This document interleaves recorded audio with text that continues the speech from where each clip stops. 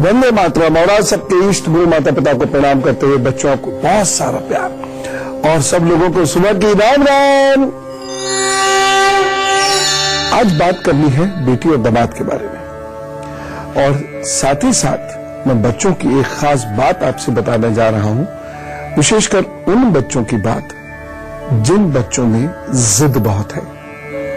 उसे कंट्रोल करने का गुरुमंत्र मैं आज आपको देना चाहता हूं। बेटी दामाद के रिश्ते भी बहुत महत्वपूर्ण हैं, लेकिन खटाई में पड़ते जा रहे हैं। आए दिन कोई ना कोई समस्या दामाद की ओर से भी और दामाद के सास ससुर की तरफ से भी। तो इन रिश्तों को कैसे मजबूत करें। साथ ही साथ मैं ये भी बात करना चाहता हूं कि बहुत सारे घरों में ऐसा सोचा जाता है, खासतौर से व्यापार के लिए, कि साले बहनोई साथ साथ व्यापार कर लें या साली जीजा साथ साथ व्यापार कर लें। ये व्यापार कहां तक उचित है कि नहीं करना चाहिए, इसके बारे में भी मैं आपसे चर्चा करूंगा। और ये मैं आपको हाथ पर बताऊंगा कि आपको अच्छा दामाद मिलेगा या ऐसा दामाद मिलेगा जिसके साथ आपको कुछ उपाय करते हुए अच्छे बने रहना पड़ेगा, तभी रिश्ते निभेंगे। आइए बातचीत का सिलसिला करते हैं शुरू। दामाद का रिश्ता ऐसा हो गया है जैसे एक मुहावरा बन गया, तुम नाराज रहते हो, रूठे रहते हो, हर वक्त गुस्सा कर सकते हो, तुम दामादगिरी क्यों दिखाते रहते हो। ऐसा करके एक मुहावरा बन गया ये रिश्ता। इस रिश्ते को लेकर बड़ी चिंताएं रहती है। भारत में तो जब किसी घर में दामाद आता तो ऐसा हड़कंप मच जाता है, शायद गवर्नर के आने पर भी ना मचे। ऐसा होना नहीं चाहिए। जैसे हम उम्मीद करते हैं कि हमारे घर जो लड़की आए बहू बनकर वो हम में घुल मिल जाए, वैसे ही दामाद को भी सास ससुर में घुलना मिलना चाहिए या सास ससुर को भी दामाद को घोल मिल कर लेना चाहिए। ये आपके जीवन रेखा है और आपकी हृदय रेखा इसके बहुत करीब आती है ऐसे, और लगभग ऐसे ही घुलना मिलना चाहिए। यह सास ससुर को भी दामाद को घोल मिल कर लेना चाहिए। ये आपके जीवन रेखा है और आपकी हृदय रेखा इसके बहुत करीब आती है ऐसे, और लगभग ऐसे ही आ जाती है ऐसे करके। यहाँ ये हिस्सा बहुत करीब है और ये भी हिस्सा करीब है, तो ऐसे लोगों को दामाद बहुत अच्छा नहीं मिल पाता।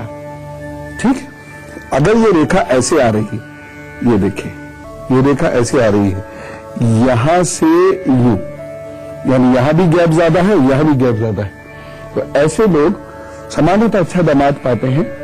और अगर उनके दामाद बहुत अच्छे नहीं भी होते तो उनका अपना व्यवहार इतना अच्छा होता है कि दामाद उनमें घुल मिल जाते हैं। इसी चीज तो है, थोड़ा सा प्रैक्टिकल होकर अगर हम देखें तो लड़कियां जितनी आसानी से अपने आप को कहीं भी एडजस्ट कर लेती हैं, पुरुष उतनी आसानी से नहीं कर पाते। उन्हें थोड़ा वक्त ज्यादा चाहिए होता है और ईगोज भी ज्यादा होती हैं। एक चीज यहां देखिए, यदि किसी के खासतौर से मां के हाथ में, माएं देखी ये चीज यहां पर है और यहां ये पतली पतली सी रेखा यहां आ रही है। ये बहुत गौर से देखना पड़ेगा, चश्मा लगा के, ये लेंस लगा के। ये बहुत पतली पतली सी रेखा यहां आ रही है और यहां के ये कट जा रही है। तो ये स्थिति बनती है कि बेटी दामाद की आपस में नहीं बनेगी और दामाद की माता पिता से यानी सास ससुर से भी आसानी से नहीं बनेगी। एक चीज मैं आपसे और कहना चाहूंगा, यदि आपके बेटी के यहां पर बहुत सारी कटी फटी इस तरीके से रेखाएं हैं, ये तो शादी के वक्त बहुत सावधानी बरतिएगा। मजाक में भी कोई ऐसी बात ना निकल जाए कि दामाद जी रूठ जाए, ठीक, नहीं तो बेटी दामाद में आपस में नहीं बनेगी। मैं आपको उपाय बताऊंगा, आप निश्चिंत रहिए कि यदि आपके हाथ में कोई भी ऐसी रेखा लक्षण है या फिर आपके घर में ऐसी कोई परेशानी ईश्वर न करे चल रही है, तो मैं आपको कुछ बताता हूं उपाय, उससे चीजें जरूर अच्छी होंगी। है ना, बड़ी अजीब सी बात है लेकिन सत्य है। आपके इर्द गिर्द ये से सब होता ही आ रहा होगा, आप सब जानते हैं, मैं तो सिर्फ बता रहा हूं, आपको सब मालूम है। फिलहाल मेष, वृश्चिक, मिथुन और कर्क राशि का है, उसके बाद फिर आगे की बात। मेष राशि, आज का दिन बहुत शुभ नहीं कहा जा सकता, कार्य में विघ्न आ सकता है, मन थोड़ा व्यथित रहेगा। एक सावधानी बरतिएगा, यात्रा और नवीन कार्य और वाहन से संबंधित कार्य ना करें तो अच्छा है, करें तो बहुत सावधानी पूर्वक। उपाय क्या करना है? आज हनुमान चालीसा का पाठ करके अपने काम पर जुटेंगे, सब ठीक होगा।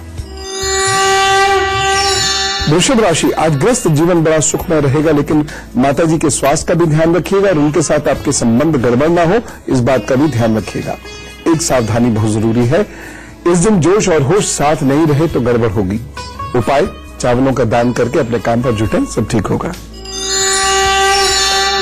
मिथुन राशि, आज धनागम के योग बने हुए हैं, लेकिन कुछ बाधाओं के साथ। स्वास्थ्य अच्छा रहेगा आपका, रुके हुए कार्य को इस दिन पूरा कीजिए।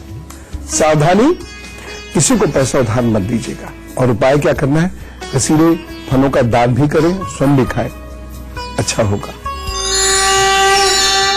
कर्क राशि, आज विद्यार्थियों के लिए दिन बहुत अच्छा नहीं है और स्वास्थ्य की दृष्टि से भी बहुत अच्छा नहीं है। आज बहुत मेहनत करनी पड़ेगी, एकाग्रता भी आपकी कम रहेगी और आलस्य के काम की अपॉर्चुनिटी भी आप मिस कर सकते हैं।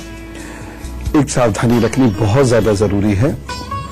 आज विद्यार्थी जन, युवा जन प्रेम प्रसंगों से थोड़ा सा दूर रहिए और भोजन बहुत सुपाच्य और हल्का लीजिए।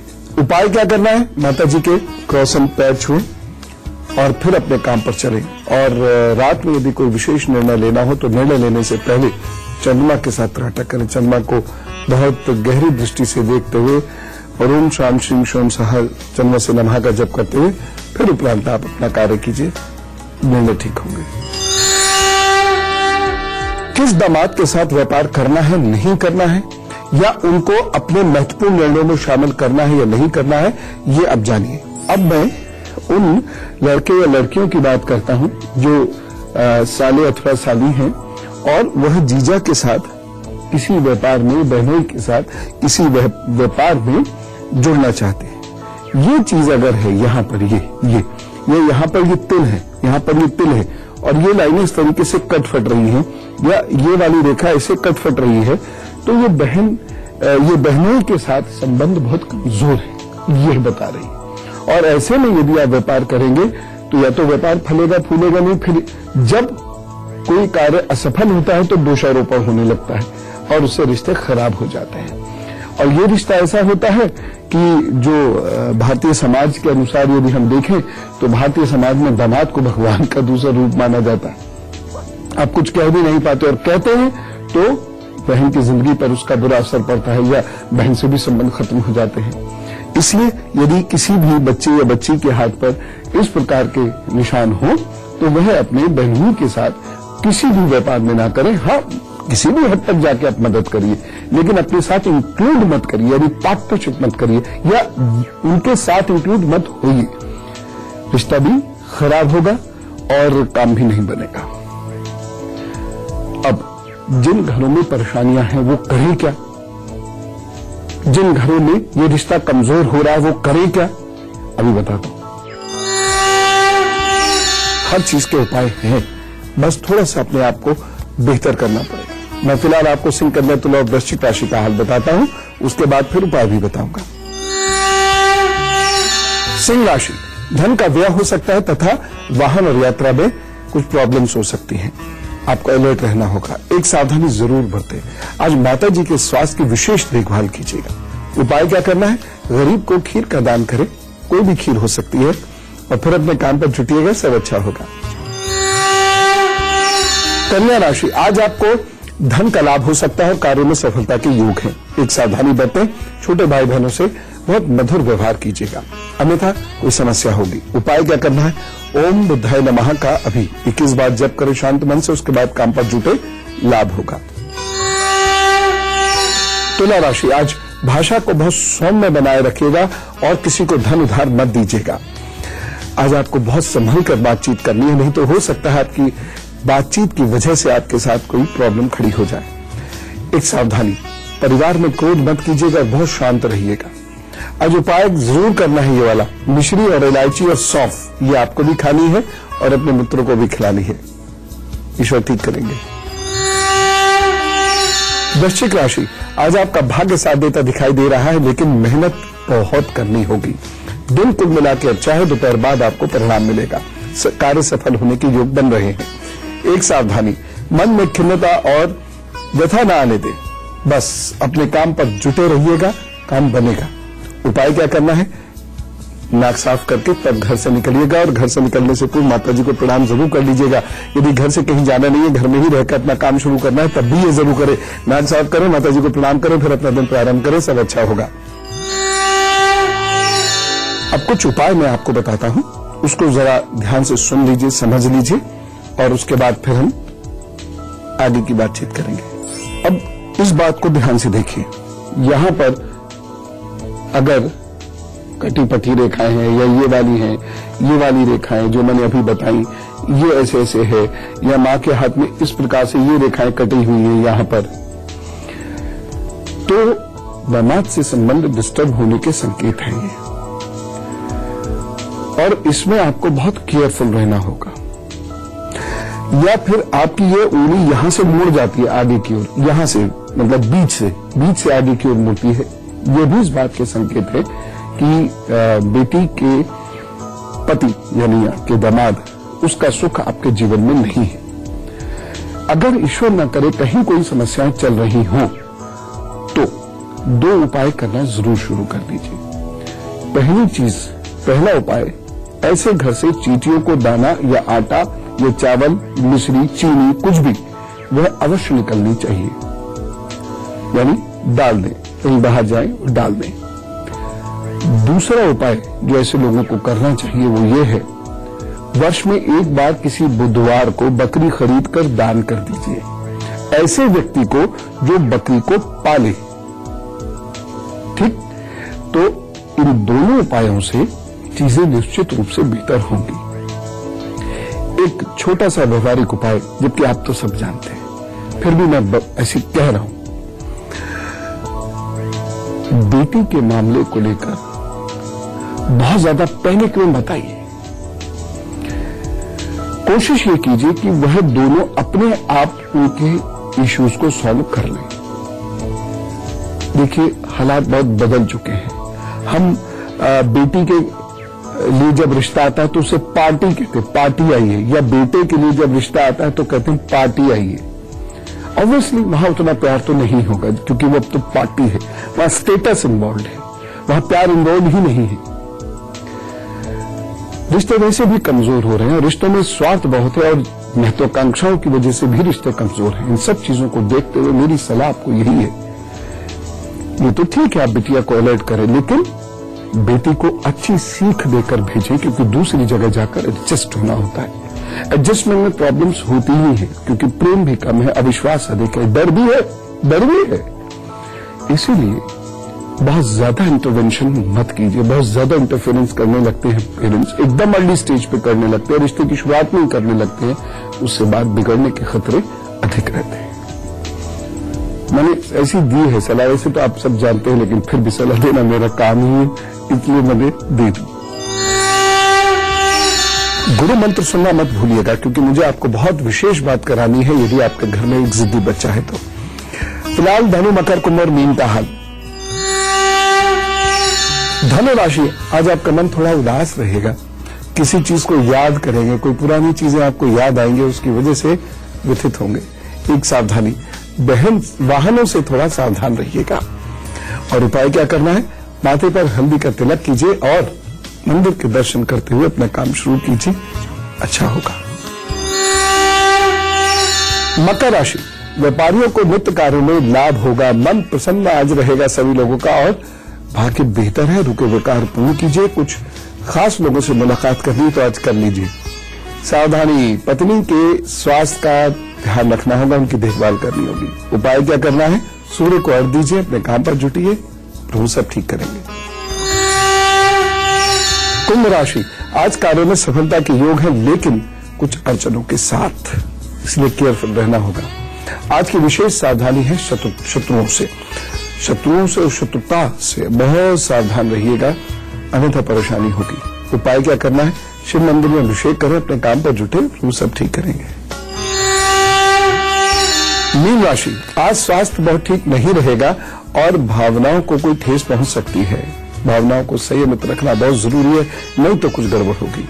एक सावधानी, संतान का ध्यान रखें और अपने पेट का भी ख्याल रखें। उपाय क्या करना है, अभी बैठिए, रुद्राय नमः का जप कीजिए 11 बार, शांत मन से एकाग्रचित्त होकर फिर काम पर जुट जाइए। तो सब अच्छा करेंगे। जिनका आज यानी 9 तारीख को जन्मदिन है, चलिए अब फटाफट उनको बर्थडे विश करिए। Wish you very happy birthday. जिनका भी आज जन्मदिन है उन्हें ढेर सारी शुभकामनाएं। आपके आगे आने वाले 12 महीने बड़े अच्छे हैं। कुछ कार्य जो आपने शुरू किए हैं, अभी शुरू किए पिछले 4-6 महीनों में, वह कार्य आगे बढ़ेंगे। विदेश संबंधी कार्य भी आगे बढ़ेंगे। इन 12 महीनों में खूब सारी यात्राएं भी होंगी। बस ध्यान रखना है माता के स्वास्थ्य का और आपके माता जी से संबंध खराब ना हो, इस बात का। बाकी तो अच्छा ही होगा, फिक्र करने की जरूरत नहीं। जिन लोगों को हृदय की, सांस की, सर्दी, नजला, खांसी, जुकाम की समस्याएं रहती हैं, उन्हें थोड़ा सा ध्यान रखना होगा। एक खास बात, बेहद खास बात, ये झगड़े होंगे आपके, बस आप अपने पर कंट्रोल रखिएगा। लोगों के उकसाने पर एकदम भड़क मत जाइएगा, तब जाकर चीजें ठीक चलेंगी। उपाय कीजिए ना, चांदी की चेन एक तो गले में पहन लीजिए आज, और दूसरी चीज ये है कि एक मोती का दान करिएगा, या गाय के गले में पहनाइएगा, या आप अपने गुरुजी को दे दीजिएगा, या फिर अपने मंदिर में दे दीजिएगा। अच्छा होगा, बहुत अच्छा होगा। प्रभु सब ठीक करेंगे, अच्छा करेंगे। मामा मौसी की माँ यानी माँ, और माँ के भाई मामा, माँ की बहन मौसी, इन तीनों की खूब सेवा करें, कल्याण होगा। जिद्दी बच्चे पर बात करेंगे, लेकिन एक छोटे से ब्रेक के बाद। स्वागत है ब्रेक के बाद। अब जरा आपस की बातचीत हो जाए। मैं बार बार आपसे दरखास्त करता हूं कि यदि मैं कोई किसी बात का उत्तर दूं तो उसको बहुत ध्यान से सुनिएगा। हो सकता है आपकी परेशानी का हल आपको मिल जाए। बाकी ईश्वर से प्रार्थना करता हूं जैसी आपकी समस्या इस आईडी पे आए वैसे ही प्रभु उसको सॉल्व कर दें। और जल्दी से इस आईडी को नोट कीजिए, goodluckguru@itvnetwork.com। कोई बड़ी समस्या हो, कोई मेजर परेशानी हो, तुरंत लिख भेजिएगा, हम आपसे स्वयं संपर्क कर लेंगे। बस एक लाइन में अपनी समस्या लिख दीजिएगा और डिटेल्स देने की जरूरत नहीं है। फोन नंबर जरा साफ साफ लिख दीजिएगा, वो वाला फोन नंबर जो आप उठाते हो। बाकी सब ठीक है। संदीप जी से बात करते हैं, कानपुर से साथ है। राम राम। गुरु जी। जी गुरु जी, हमें पैरालाइज हो गया था 2-3 साल पहले। ओहो जी। उससे कुछ आराम नहीं मिल रहा है। क्या है डेट ऑफ बर्थ मालूम है आपको? अब वो कब तक आराम मिलेगा? डेट ऑफ बर्थ मालूम है आपको? हाँ जी, बोलिए। 13 फरवरी 1978। और जन्म समय? हाँ, 8:15 से 8:30 के बीच में, कानपुर देहात। कबूतरों के बीच में 2-4 घंटा बैठा कीजिए, या अपनी छत पर खूब सारे दाने डालने लगे, धीरे धीरे कबूतर आने लगेंगे और वहां पर बैठिए। ये यूकेलिप्टस का तेल होता है, यूकेलिप्टस के तेल की आप मालिश करना शुरू करिए, ठीक है ये। और ऐसा भोजन जो आपको खासतौर से मैदा का सेवन नहीं करना चाहिए। आप मैदा मत खाया कीजिए और उबला हुआ सेवन कीजिए। और घी भी यदि आप इस्तेमाल करते हैं तो केवल गाय का शुद्ध घी का ही इस्तेमाल कीजिएगा।